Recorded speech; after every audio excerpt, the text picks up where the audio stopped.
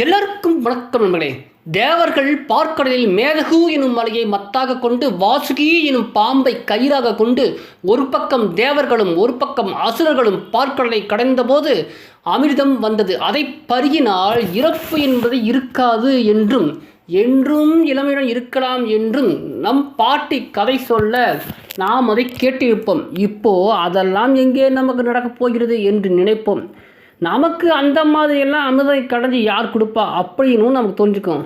இதோ உங்களுக்காக அமிர்தம் தர நாங்கள் தயார், எங்ககிட்ட ஒரு ப்ராடக்ட் இருக்குது, இதை சாப்பிடுங்க, நீங்கள் 150 வயசான இளமையோடையே இருப்பீங்க அப்படின்னு சொல்லி உங்ககிட்ட லேகியம்லாம் நான் விற்க வரலைங்க.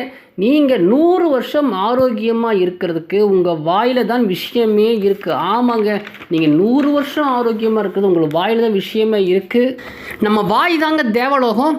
இடது மற்றும் வலது கடவாய்ப்பற்கள், ஒரு பக்கம் தேவர்கள் ஒரு பக்கம் அசுரர்கள், நடுவில் இருக்கும் நாக்கு தான் மேதகு மலை.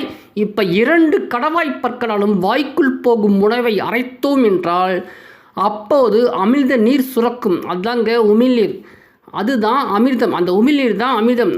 அதை அரைத்த உணவுடன் சேர்த்து உன்றால் உணவு எளிதில் டைஜஸ்ட் ஆகும், ஜீரணமாகிவிடும். ஆனால் அதை அரைக்காமல் உள்ளே தள்ளினோம் என்றால் அது வயிற்றுக்குள் விஷமாக மாறிவிடும். அதை விஷத்தை குடிக்க சிவனெல்லாம் நமக்கு வரமாட்டார். அதனால் நம்மை நாம் தான் மாற்றிக்கொள்ள வேண்டும்.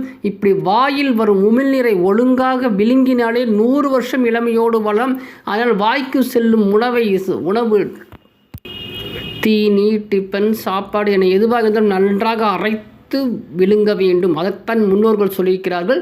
நொறுங்க தின்னால், எந்த ஒரு வாய்க்குள் போகும் உணவையும் நொறுங்க தின்றால் 100 வயது என்று கூறி இன்னொரு வித்தியாசமான கருத்தோடு உங்களை சந்திக்கிறேன். அப்படியே சேனலை சப்ஸ்கிரைப் லைக் பண்ணி ஷேர் பண்ணி சப்போர்ட் பண்ணி. நன்றி, வணக்கம் நண்பர்களே.